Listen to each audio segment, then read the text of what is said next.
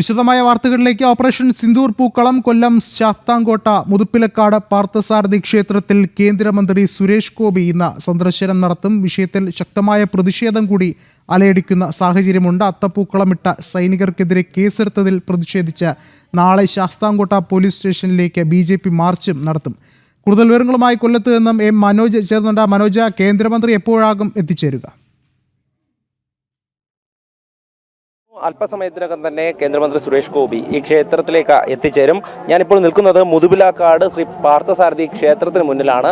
ഈ ക്ഷേത്രത്തിന് മുന്നിലാണ് അത്തപ്പൂക്കളം ഇട്ടത്. അതായത് തിരുവോണ ദിനത്തിൽ ഒരു അത്തപ്പൂക്കളം ഇടുന്നു, അതിൽ ഓപ്പറേഷൻ സിന്ദൂർ എന്ന് എഴുതുന്നു. അതോടൊപ്പം തന്നെ വശത്തായി ഭഗവപതാക, ഈ താമരയിൽ ഇരിക്കുന്ന കൃഷ്ണൻ, ഇതാണ് ഈ ഒരു പൂക്കളത്തിന്റെ ഒരു ആശയം. അത്തരത്തിലൊരു പ്രമേയത്തിലാണ് ഈ പൂക്കളം ഇട്ടത്. എന്നാൽ പൂക്കളം ഇട്ടതിനു പിന്നാലെ തന്നെ പോലീസ് ഇവിടേക്ക് എത്തുകയായിരുന്നു. അത് ക്ഷേത്ര കമ്മിറ്റിയുടെ പരാതിയിന്മേലാണ് പോലീസ് ഇവിടേക്ക് എത്തിയത്. ഈ ഭരണസമിതി അംഗങ്ങൾ പരാതി നൽകിയതിനെ തുടർന്ന് പോലീസ് എത്തി ഈ അത്തപ്പൂക്കളം മാറ്റണമെന്ന് ആവശ്യപ്പെടുന്ന ദൃശ്യങ്ങൾ സഹിതമാണ് പുറത്തു വന്നത്. പിന്നാലെയാണ് ഇതിൽ വലിയ പ്രതിഷേധമുയർന്നത്. ഈ സമയത്ത് തന്നെ ഇവിടെ ഉണ്ടായിരുന്ന ചെറുപ്പക്കാർക്കെതിരെ, അതായത് സൈനികർ ഉൾപ്പെടുന്ന ആളുകൾക്കെതിരെ പോലീസ് കേസെടുത്തു, FIR രജിസ്റ്റർ ചെയ്തു. ഈ FIRൽ പറഞ്ഞിരിക്കുന്നത് ഈ കാവിക്കൊടി ഉപയോഗിച്ചു, അതോടൊപ്പം തന്നെ വശത്തായി ശിവജിയുടെ ഫ്ലെക്സ് ഉണ്ട് എന്നൊക്കെയാണ്. നമുക്കിപ്പോൾ ഈ റോഡിന്റെ മറുവശത്ത് നമുക്ക് നോക്കുമ്പോൾ മനസ്സിലാകും, ഈ മറുവശത്ത് ഒരു ബോർഡ് വെച്ചിട്ടുണ്ട്. ഈ ബോർഡിൽ മുതുപിലക്കാട് ദേശം എന്നും ഛത്രപതി ശിവാജിയുടെ ഒരു ചിത്രവും വെച്ചിട്ടുണ്ട്. ഇതിൽ ഒരു രാഷ്ട്രീയ ചിഹ്നങ്ങളോ മറ്റൊന്നും തന്നെ നമുക്ക് കാണാൻ സാധിക്കുന്നില്ല. എന്തായാലും ഈ കാരണങ്ങളൊക്കെ പറഞ്ഞുകൊണ്ടാണ് പോലീസ് സ്ഥലത്തുള്ള 27ഓളം യുവാക്കൾക്കെതിരെ കേസെടുത്തിട്ടുള്ളത്. അതിൽ സൈനികനായിട്ടുള്ള അശോകൻ, അതോടൊപ്പം തന്നെ വിമുക്ത ഭടനായിട്ടുള്ള ശരത് എന്നിവർക്കെതിരെ കേസെടുത്തിട്ടുണ്ട്. നമ്മളോടൊപ്പം അശോകൻ അദ്ദേഹം ചേരുകയാണ്. സന്തോഷ്, എന്തായാലും ഈ അത്തപ്പൂക്കളം ഇടാൻ നേതൃത്വം നൽകിയവർ നിങ്ങൾ തന്നെയല്ലേ? ഇപ്പോൾ നിങ്ങൾക്കെതിരെയാണ് കേസ് എടുത്തിട്ടുള്ളത്. അശോകനാണ് കൂടെയുള്ളത്, എന്തായാലും സൈനികനാണ്. നിങ്ങൾക്കെതിരെ ഇങ്ങനെ ഒരു കേസ് എടുത്തിട്ടുണ്ട്. എന്തായാലും ഇതിൽ എന്താണ് നിലവിലെ ഒരു സാഹചര്യം, എന്താണ് അറിയാൻ സാധിച്ചത്?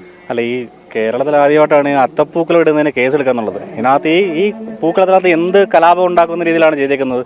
ഒരു ഭഗവത് ധ്വജത്തിന്റെ ചിത്രം ആലേഖനം ചെയ്തതും ഓപ്പറേഷൻ സിന്ദൂർ എഴുതി. ഇതിന് വർഷങ്ങളായിട്ട് ഇവിടെ ഏകദേശം 10-15 വർഷത്തോളം കാലമായിട്ട് ഇവിടെ പൂക്കളിട്ട് വരുന്നതാണ്. ഇത്രയും വർഷം ഇല്ലാത്തൊരു പ്രശ്നം ഓപ്പറേഷൻ സിന്ദൂർ എന്നുള്ള ഒറ്റ വാക്കുകൊണ്ട് എന്തുകൊണ്ട് ഇപ്രാവശ്യം ഉണ്ടായി? കഴിഞ്ഞ തവണയും ഇതേ പറയുന്ന ഈ പാർത്ഥസാരഥിയുടെ മുകളിൽ പാറി പറക്കുന്ന അതേ കൊടി തന്നെ കഴിഞ്ഞ വർഷവും പൂക്കളിട്ടതാണ്. എല്ലാ പോലീസ് ഉദ്യോഗസ്ഥരും വന്ന് കാണുകയും ചെയ്തതാണ്. ഒരു വർഷം ഒരു കലാപമോ ഒരു തരത്തിലുള്ള പ്രകടനങ്ങളോ ഒരു വർഷം ഈ ഒരു വർഷക്കാലം ഉണ്ടായിട്ടില്ല. അപ്പൊ ഈ വർഷം മാത്രം അത് അഡീഷണൽ ആയിട്ട് എഴുതി ചേർത്തത് ഓപ്പറേഷൻ സിന്ദൂർ എന്നുള്ളൊരു വാക്ക് മാത്രമാണ്. കഴിഞ്ഞ വട്ടം അതേ കൂടി തന്നെ ഇത്തവണയുണ്ട്. അത് ഈ ഒരു വർഷം കൊണ്ട് മാത്രം എത്ര പെട്ടെന്ന് ഈ ഒരു സംഭവം ഉണ്ടായതാണ്. കേന്ദ്രമന്ത്രി അല്പസമയത്തിനെ ഇങ്ങോട്ട് എത്തുമെന്ന് അറിയിച്ചിട്ടുണ്ടല്ലോ. അതെ, കേന്ദ്രമന്ത്രി ഇവിടെ ഭവന സന്ദർശനവും പിന്നെ ഈ പറയുന്ന സ്ഥലം സന്ദർശിക്കുമെന്ന് റിപ്പോർട്ടുണ്ട്. അപ്പോൾ തന്നെ ഹൈക്കോടതി ഉത്തരവുണ്ടെന്നാണ് ഇവർ പറയുന്നത്. അങ്ങനെ എന്തെങ്കിലും ഇവിടെ അറിയിപ്പ് നൽകിയിരുന്നോ? ഇല്ല, ഇവിടെ ഹൈക്കോടതി ഉത്തരവിൽ ഈ കൊടിതോരണങ്ങൾ പാടില്ല, കാവി തോരണങ്ങളോ അല്ലെങ്കിൽ രാഷ്ട്രീയ പാർട്ടികളുടെ കൊടിതോരണങ്ങളോ ചിഹ്നങ്ങളോ പാടില്ല എന്നുള്ള ഒരിതുണ്ട്. അതിന്റെ വിധി അത് പ്രോപ്പറായിട്ടുള്ളതിന്റെ അറിയത്തില്ല, അങ്ങനെ നിലവിലുണ്ട് താനും. ഇതിനകത്ത് ഇവർ പറയുന്നത് പൂക്കൾ കൊണ്ടാണ് ഈ ക്ഷേത്രത്തിന്റെ മുറ്റത്ത് നമ്മൾ ഒരു കൊടി വരച്ചിരിക്കുന്നത്. നിങ്ങൾ അങ്ങോട്ട് സൂം ചെയ്ത് നോക്കിയാൽ മതി. ഈ ക്ഷേത്രമുറ്റത്ത് ഈ ക്ഷേത്രസഭ തന്നെ വെച്ചിരിക്കുന്ന ഫ്ലെക്സിൽ തന്നെ ആ കൊടി ആലേഖനം ചെയ്തിട്ടുണ്ട്. അമ്പലമുറ്റത്തെ കൊടിമരത്തിന് കീഴിലും അതേ കൊടി തന്നെ ആലേഖനം ചെയ്യുന്നത്. ആ പാർത്ഥസാരഥിയുടെ മൂലി പാറി പറക്കുന്ന അതേ കൊടി തന്നെയാണ് ഈ അമ്പലമുട്ടിലേക്ക്. അങ്ങനെയാണെങ്കിൽ കേസ് എടുക്കുവാണെങ്കിൽ ആദ്യമായിട്ട് എടുക്കേണ്ടത് ക്ഷേത്രസഭയ്ക്കെതിരെയല്ലേ എടുക്കേണ്ടത്? അവരല്ലേ ആചാര ലംഘനവും മറ്റേ കോടതി ലക്ഷ്യവും നടത്തിയേക്കുന്നത്. പിന്നെ പറയുന്നതെന്ന് വെച്ച് കഴിഞ്ഞാൽ ശിവജിയുടെ പടം വെച്ചിട്ടുള്ള ഈ സ്ഥലത്തിന്റെ പേര് മുതുപിലാക്കാട് എന്നാണ്. ഈ സ്ഥലത്തിന്റെ മുതുപിലാക്കാട് ദേശം എന്നല്ല, പിന്നെ എന്താണ് വിളിക്കേണ്ടത്? അതിന്റെ ഒരു ഫ്ലെക്സ് ആണ്. അതും പ്രൈവറ്റ് പ്രോപ്പർട്ടിയിലാണ് വെച്ചേക്കുന്നത്.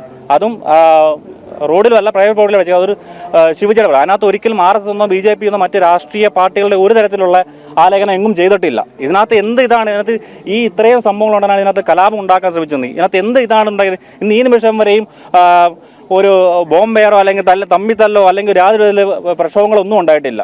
എന്ത് കലാപം ഉണ്ടായെന്നുള്ള പറയുന്നത്. ഇപ്പം നമുക്കെതിരെ കേസെടുത്തേക്കുന്നത്, ഞാനൊരു സൈനികനാണ്, എനിക്കെതിരെയും പിന്നെ മുൻ ഒരു എക്സ് സർവീസ്മാൻ ആയിട്ടുള്ള ശരത്തിനെതിരെയാണ് കേസെടുത്തേക്കുന്നത്. അത് എന്ത് കലാപത്തിൻ്റെ മനസ്സിലാവുന്നില്ല.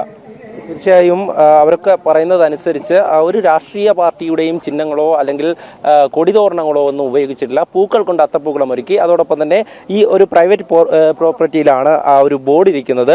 ഇതുമായി ബന്ധപ്പെട്ട് ഏത് തരത്തിലാണ് കലാപാഹ്വാനം ഉണ്ടായതെന്നുള്ള ചോദ്യമാണ് യുവാക്കളൊക്കെ ചോദിക്കുന്നത്. അതോടൊപ്പം തന്നെ ഇവിടെ BJP നേതൃത്വവും എത്തിയിട്ടുണ്ട്. അവരൊക്കെ തന്നെ കേന്ദ്രമന്ത്രി ഇങ്ങോട്ടേക്ക് എത്തുന്നുണ്ട്. അപ്പോൾ അതിനു വേണ്ടിയിട്ട് എത്തിയതാണ്. നാളെ പ്രതിഷേധ മാർച്ച് സംഘടിപ്പിച്ചിട്ടുണ്ട്. ഏതായാലും ശക്തമായിട്ടുള്ള ഒരു പ്രതിഷേധം തന്നെയാണ്.